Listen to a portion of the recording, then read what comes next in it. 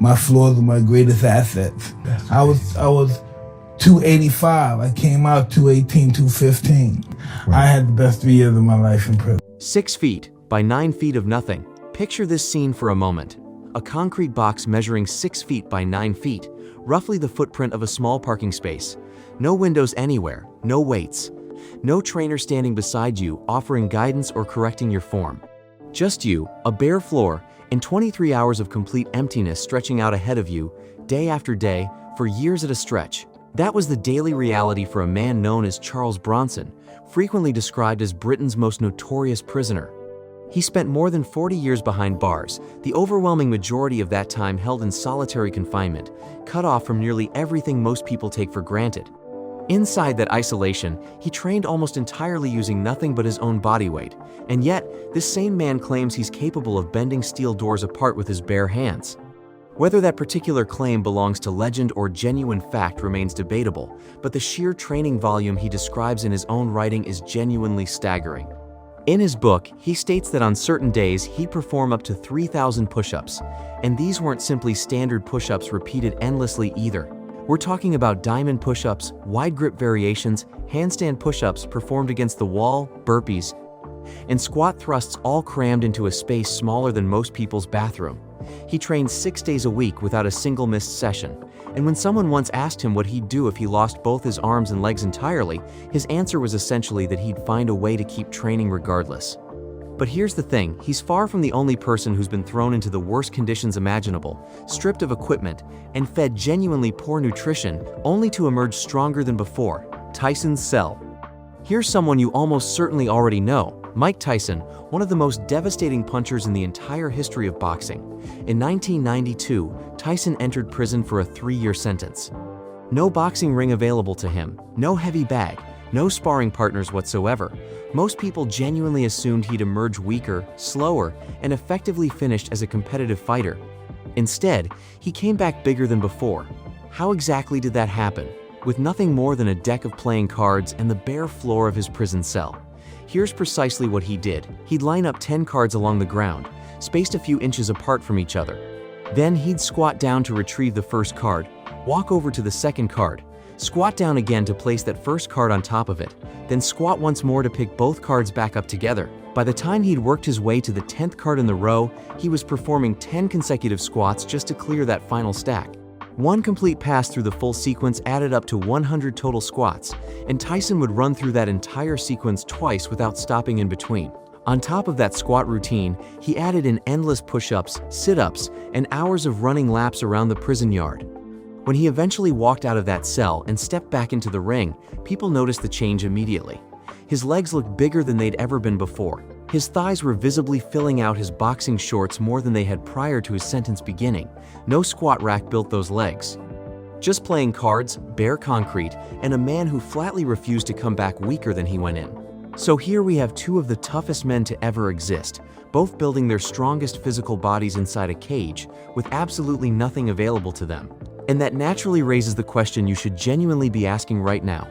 Why does this actually work?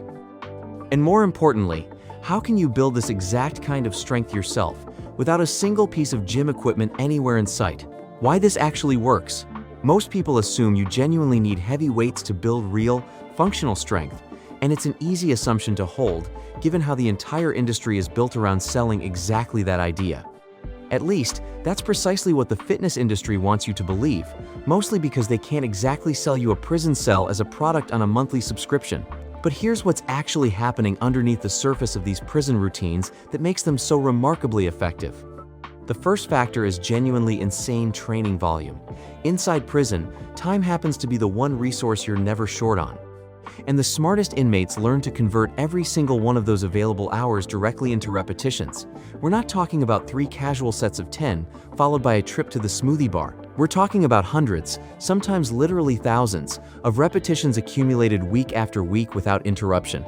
Bronson didn't simply wake up one random morning and decide to knock out 2,000 push-ups on a whim. He started exactly where everyone else starts, then added a handful of extra reps each day, week after week, month after month, year after year, compounding steadily over time. That kind of relentless, accumulated volume does something to your body that a conventional gym routine simply never manages to replicate. Your muscles grow genuinely denser. Your tendons toughen considerably. Your endurance capacity climbs through the roof entirely. And over enough time, you build a level of strength that's been forged purely through sheer repetition, not machines, not cable systems, not pre-workout supplements, just consistently showing up and doing the actual work, especially when nobody's watching to give you credit for it. Which brings us directly to factor number 2, compound movements. Every single exercise embedded in a prison workout hits multiple muscle groups simultaneously, with no exceptions. A push-up isn't merely a chest exercise, it's your shoulders, triceps, and core all firing together in coordination. A squat isn't purely a quad exercise, it's your glutes, hamstrings, and entire lower back working together to stabilize you throughout the movement. A burpee engages your entire body at once, in one genuinely brutal sequence. Now compare that against what most people actually do inside a commercial gym.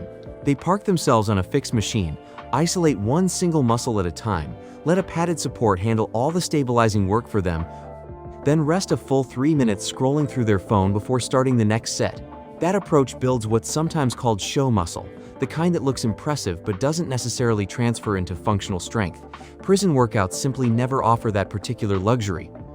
And that absence is precisely what makes them so genuinely effective, which is exactly why factor number 3 matters so much: minimal rest between movements.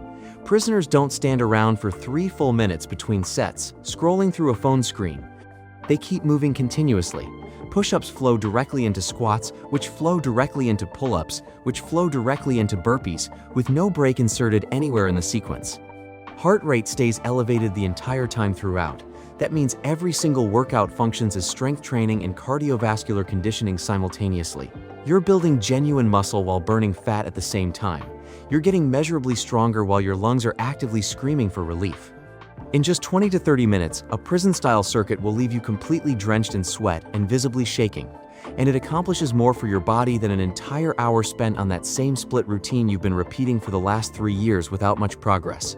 Now for factor number 4, forced creativity. When U.S.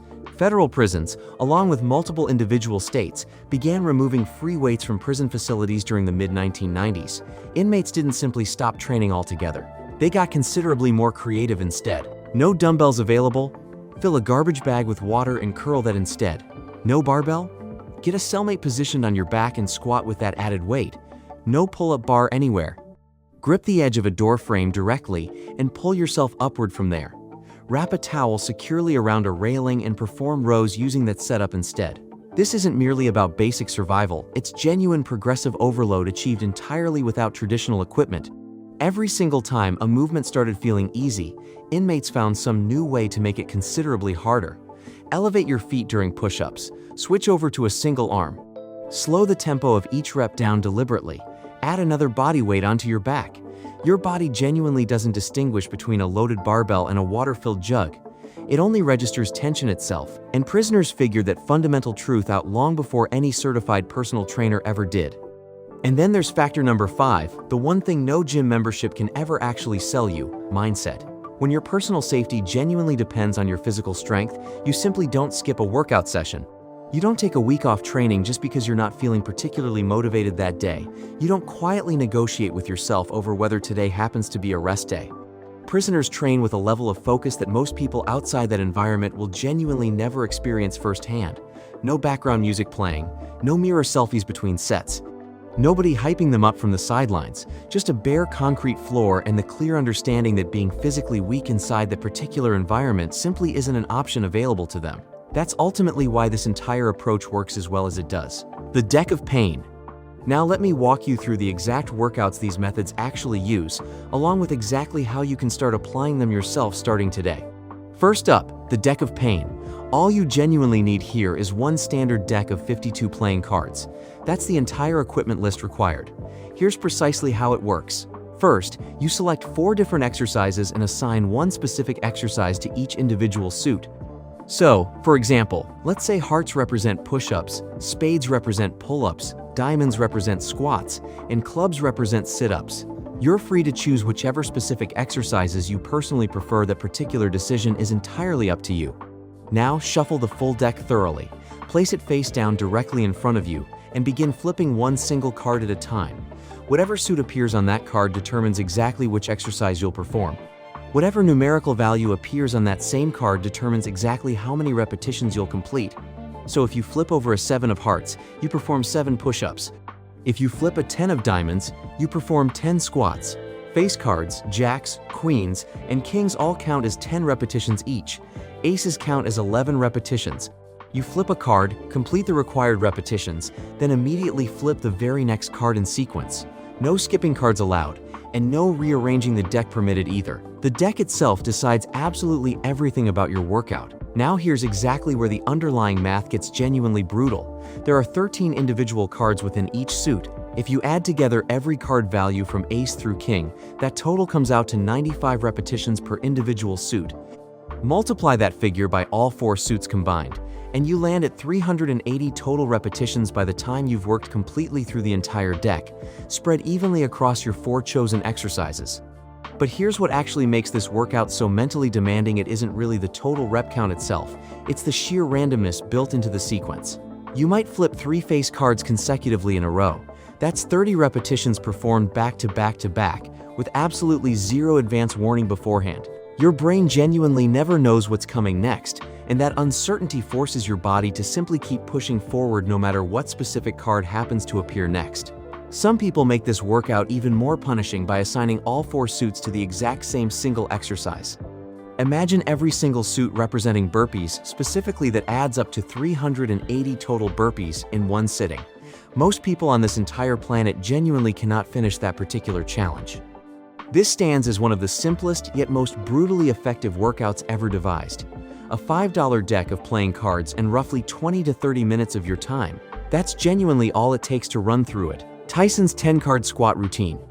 Now, Mike Tyson's specific 10-card squat routine, and as covered earlier, we already walked through how Tyson used this exact method in prison specifically to build his legs.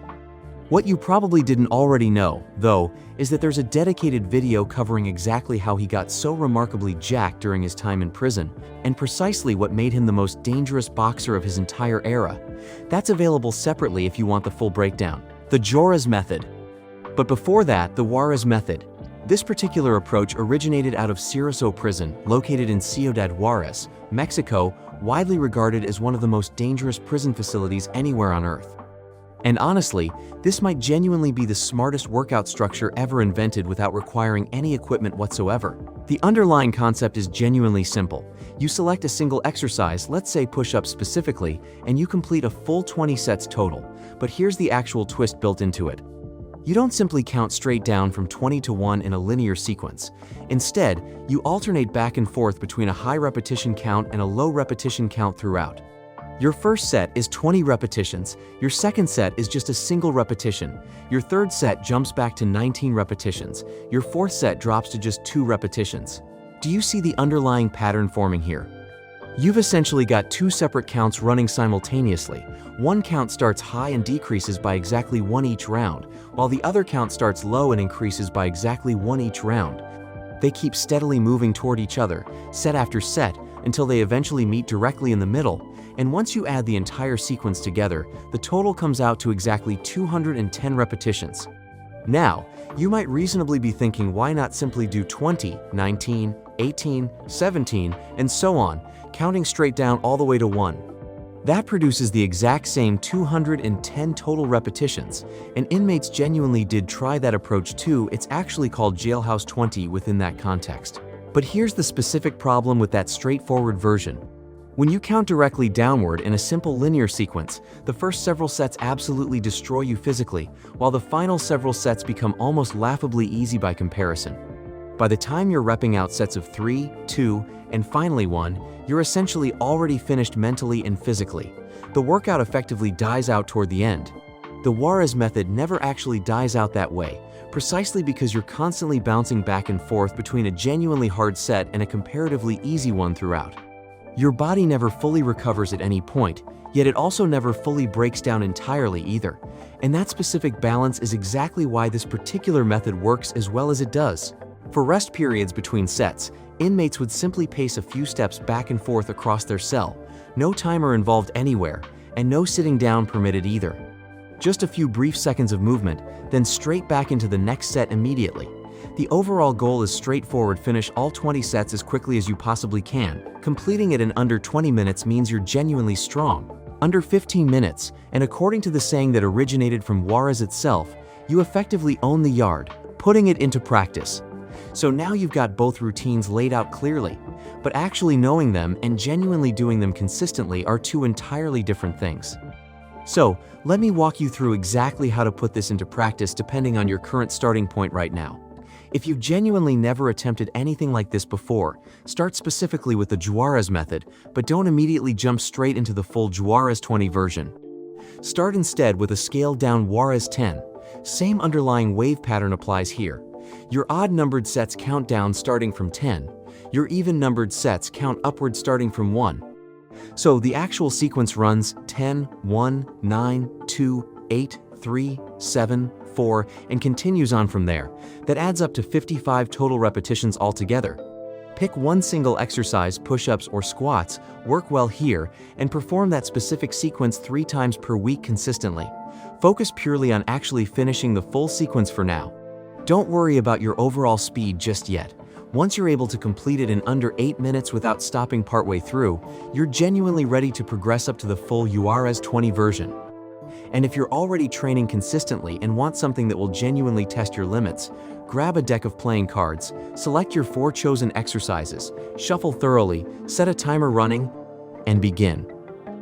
Once you're finished, write down your completion time. That number becomes your specific target to beat the following week. And if you happen to think bodyweight training is somehow beneath your current level, or that it's just a fallback for people without real gym access, try stacking both methods together instead. Run the Juarez method in the morning, then the deck of pain in the evening, back to back, day after day. Keep that combined approach running consistently for a full month without skipping sessions, then come back and try telling anyone that bodyweight workouts are genuinely easy. Most people won't make it 2 weeks before changing their tune entirely.